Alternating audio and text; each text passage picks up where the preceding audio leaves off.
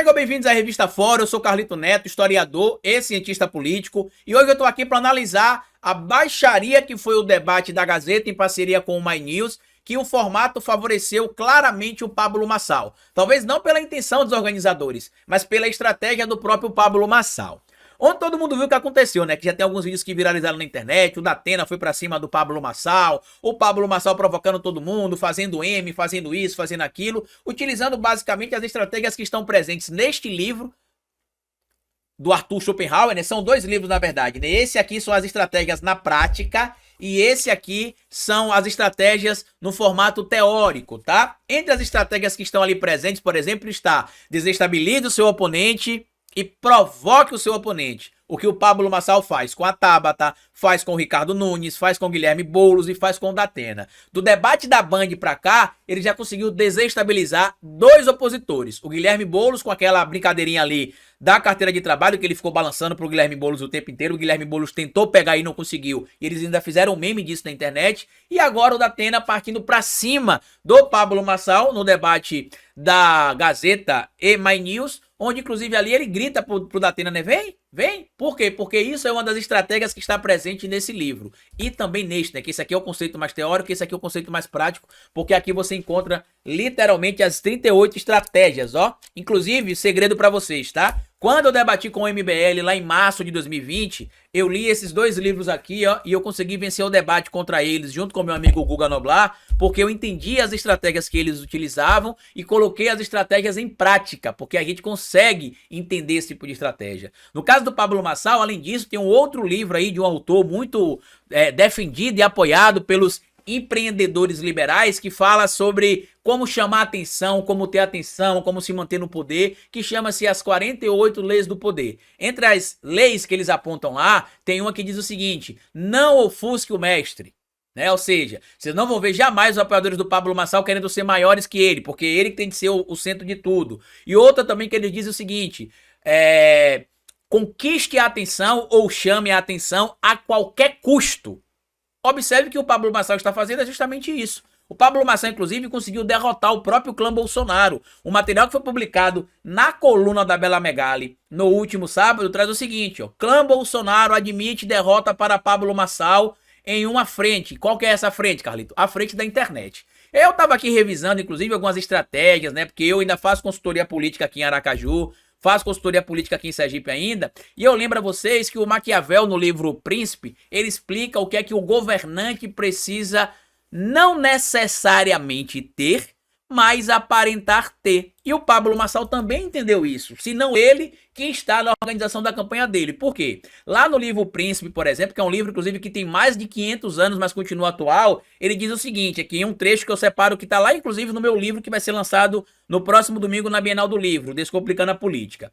Para construir essa boa imagem, o Maquiavel cita algumas características que o líder deve não necessariamente ter, mas sim parecer ter. Entre elas, integridade. O Pablo Marçal diz que é um homem honrado, filho de uma trabalhadora com um trabalhador, que nunca se envolveu em crime, que quando diz que ele foi denunciado de alguma coisa é mentira, que ele só era o cara do computador, que ele era um jovem sonhador. Fala sobre misericórdia. Ele é um cara que diz que não tem mágoa de ninguém que ataca ele, porque a misericórdia de Deus é divina. Ele diz que é humano demais, inclusive ele diz que os seus projetos aí ao redor do mundo estão mostrando que é possível mudar a vida das pessoas, como o projeto que ele está fazendo em parceria com a comunidade de Camezungo lá em Angola. E aí ele até falou no debate ontem que é uma coisa bem interessante, inclusive se vocês estão aqui vendo esse vídeo, compartilha, tá? Por quê? Tem alguns dias que ele tem falado sobre Camezungo, e isso também é um projeto de estratégia para ele construir o tal brand, como o pessoal do marketing digital chama, da imagem dele, né? Dizendo que ele ajuda a gente na África, que tá dando moradia para as pessoas da África e tudo mais. E aí eu já tinha visto ele falar sobre isso algumas vezes e fui assistir os vídeos, né, desse projeto Camezungo. Inclusive ele já tá agindo até em outras vilas lá em Angola. Na ida dele para Angola foi um feito, né, um monte de gente filmando ele, entrevistando ele, né? Ele foi lá fazer um evento e aproveitou esse evento que ele tava fazendo lá também para poder lançar esses projetos. E aí eu fui ver esses vídeos, né? Realmente tem lá esse projeto que é uma ONG aparentemente que tá lá e que ele se tornou, parece que um dos parceiros dessa ONG. E ele diz no debate da Gazeta do último domingo o seguinte, que ele está construindo do próprio bolso dele casas lá em Camesungo. Ele não está pedindo nada a ninguém. Só que tem um ato falho nessa história. Por quê? Em um dos vídeos que eu assisti o senhor Pablo Marçal fazendo, falando de Camesungo, ele coloca lá em um quadrado onde tinha uma casa lá cheia de metal, né? Uma casa, um barraco, que era onde a família morava. Ele coloca a família em cima desse quadrado e fala assim: olha, vocês estão vendo aqui essa família? Essa família aqui, para fazer uma casa, ela precisa de 55 mil reais. Para você tirar essa família dessa vida de escassez e levar essa família para uma vida melhor. Desculpa aqui a imitação chucra, né? E com todo respeito aos mineiros e aos goianos, tá? E aí ele pede o seguinte, para que quem quer ajudar, fazer doação. Que com 55 mil reais de doação, aquela casa é construída. Mas peraí, o canalha não tá dizendo no debate que ele tá construindo as casas com o dinheiro do bolso dele? Por que ele tá pedindo doação das pessoas? Para apresentar misericórdia e humanidade. Outra característica que o Maquiavel diz que o indivíduo precisa não necessariamente ter, mas aparentar ter, sinceridade. Ah, vocês estão aqui tudo porque vocês têm um acordo. Me chamaram para o acordo, mas eu não quis. Me chamaram para isso, mas eu não quis. Me chamaram para aquilo, mas eu não topei, porque eu não me vendo. Eu estou aqui pelo povo e para o povo. E também a religiosidade. Não, tudo que acontece na minha vida é pela graça de Deus, né? Deus aqui está presente na minha vida. Deus na minha vida. Deus mudou minha vida. Que Deus é o tempo inteiro associando a religiosidade ao nome dele. Nesse livro aqui, por exemplo, entre as estratégias que ele utilizou, como eu já citei, está a estratégia 8ª. Tá aqui, ó. Desestabilize o oponente. Entre as outras estratégias que ele utilizou, também tem aqui a estratégia número 23. Provoque o oponente. Tem outra estratégia aqui também, a número 27. Deixe o seu oponente desequilibrado. Tem outro material também aqui que eles utilizaram, que é utilizar a psicologia da negação, tá? Que é a estratégia 10. Use a psicologia da negação. Qual que é a psicologia da negação que o Pablo Marçal tem utilizado? Eu nunca tive envolvimento com quadrilha nenhum, eu sou inocente, eu era só o menino do computador. Ah, no meu partido tem gente do PCC? Eu não conheço, que eu conheço todo mundo tá no partido. Se tivesse alguém do PCC, já tinha saído. Eu não apoio nada disso. Isso é tudo mentira. Não tenho condenação, sou inocente, sou bonzinho. É a psicologia da negação. E ele tá conseguindo dar um nó em todo mundo nos debates por conta disso. Ele não tá lá para debater. Eu até vi agora, né? Ele foi condenado a pagar uma multa por ter espalhado informação falsa contra o Guilherme Boulos. Qual que é a multa? 30 mil reais. Eu já tinha dito, tanto aqui nas minhas análises na revista Fórum, quanto nas minhas participações no Fórum 11:30, que isso é dinheiro de bala para ele. Por quê? Ele gastaria muito mais que isso com tráfego pago para poder conseguir seguidores orgânicos para ele. Ele tá ganhando mais seguidores, em torno de 4 milhões já, do início da campanha para cá, na verdade do início de agosto para cá, 4 milhões. Certo? De seguidores que são engajados. Muita gente tá falando que são seguidores falsos, seguidores isso, seguidores aquilo. Nem todos são falsos, tá? Nem todos. O que as pessoas estão confundindo é como são os seguidores do Pablo Marçal e como são os boots que eles têm pago supostamente ali para poder comentar em postagem de pessoas nas redes sociais. Os boots não são necessariamente os mesmos que seguem ele na rede social. Então 30 mil reais é dinheiro de bala. Eu já expliquei, o Pablo Marçal nessa eleição, ele ganha ou ganha. Ele ganha se ele perder, porque ele tem uma projeção maior da sua imagem, ele tem um brand novo para dizer que foi perseguido pelo sistema, por isso que ele não venceu a eleição em São Paulo, ele tem novos 4 milhões, no meu cálculo chegaria a mais ou menos uns 6, né? E eu acho que vai até ultrapassar. Na minha análise, no início da corrida eleitoral, quando estava no período da pré-campanha, eu tinha dito o seguinte, olha, o Pablo Marçal deve acabar o pleito com pelo menos 6 milhões a mais de seguidores do que ele tem. Então isso, para ele, é excelente. Ainda mais, aparecer na Gazeta, na Band, na Globo, na Record, na SBT, na Globo News, no G1, no Estadão, no UOL, na Folha, de graça. Em sabatinas, às vezes, de 1 hora.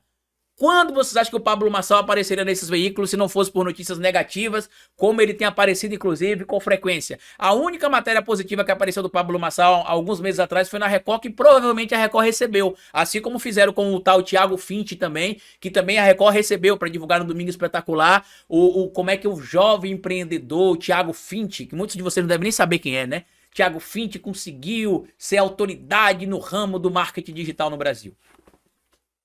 Então, este é o ponto que o Pablo Marçal consegue dar um nó ali, tanto no bolsonarismo, quanto também dar um nó em parte da esquerda. Eu até olhei aqui um dado que me deixou muito preocupado. Por quê? Eu fui ver aqui a pesquisa para a eleição de São Paulo e descobri que o Ricardo Nunes lidera entre os mais pobres e os com baixa escolaridade, e o Guilherme Boulos lidera entre os mais ricos, pessoas que recebem acima de 5 salários, os mais ricos, e quem tem nível superior e também lidera entre os jovens. E aí as pessoas falam assim, Carlito, mas é porque os jovens são mais desenrolados, né? Conseguem acessar a informação mais facilmente, as pessoas com pouca escolaridade são enganadas, né? Deve ser por isso, né? Não. E outra coisa também, os jovens são, os mais velhos são conservadores. Quando você pega, por exemplo, a última pesquisa Datafolha para fazer a avaliação do presidente Lula, isso mostra que não, que o problema está em, lamentavelmente, parte das novas lideranças de esquerda, mesmo sendo pessoas genuínas, tendo um discurso ali para a classe trabalhadora, não tem conseguido se conectar com a classe trabalhadora.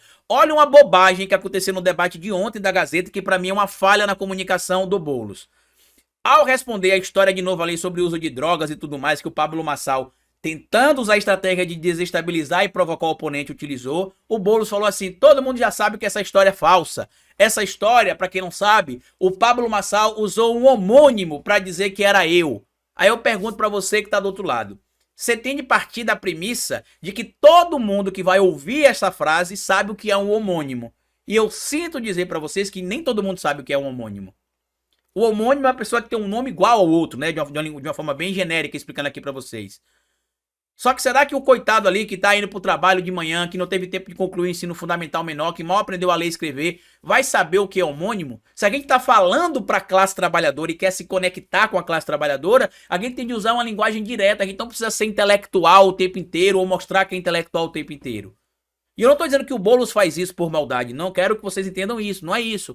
Mas é a falha na comunicação. Por que ele não falou assim, todo mundo já sabe que essa história é falsa, o Guilherme Boulos que ele cita é outro, eu sou o Guilherme Castro Boulos, o outro é Guilherme Badawi Boulos, é uma pessoa que tem um nome parecido com o meu, Bardawi, se não me engano, é uma pessoa que tem um nome parecido com o meu, não sou eu, e isso já foi desmontado, pronto, a pessoa já saberia, opa, é outro cara que tem um nome igual ao do Boulos que o Pablo Marçal estava falando, olha, não era o Boulos, mas não, fala o quê? Não, é o homônimo. É um homônimo. Não, a gente vai ter de trazer atividades que vão gerar labor para a comunidade. Que gerar labor, meu amigo e minha amiga? Tem de falar trabalho. Tem de se conectar com o povo. É como o Mano Brown falou naquele discurso famoso lá de 2018, que é o seguinte. Se não se conectar com o povo, se perdeu a conexão com o povo, já era. Tem de voltar para a base. E aí olha a pesquisa da Datafolha que envolve o presidente Lula. Lula lidera entre os mais pobres. A aprovação, tá? 69% dos brasileiros que recebem até 2 salários mínimos aprovam o presidente Lula. Aqueles que aprovam Boulos, que são os que recebem mais de 5 salários mínimos, onde o Boulos tem a maior aprovação, 54% desaprova o governo Lula e 42% aprova. Ou seja, o Boulos e o Lula não se conectam com o mesmo público, mesmo sendo de esquerda. Por quê? Porque o Lula é o último líder de esquerda que, na minha análise, ainda se conecta com o indivíduo da classe trabalhadora, no sentido de indivíduo da classe trabalhadora olhar para ele e falar, este cara me representa. E volto a dizer, não é que o Boulos não represente a classe trabalhadora. Eu tô falando que parte da classe trabalhadora não tem se sentido representada pelo Boulos, pelo Haddad, pela Manu Dávila, pelo Marcelo Freixo, pela a Maria do Rosário. Aqui em Aracaju, pela Candice de Lula, como ela diz. Então a gente precisa entender que a comunicação precisa melhorar. Porque enquanto o Boulos lidera entre os mais ricos, os mais jovens e que tem nível superior, o Lula lidera entre os mais pobres, com baixa escolaridade e os mais velhos.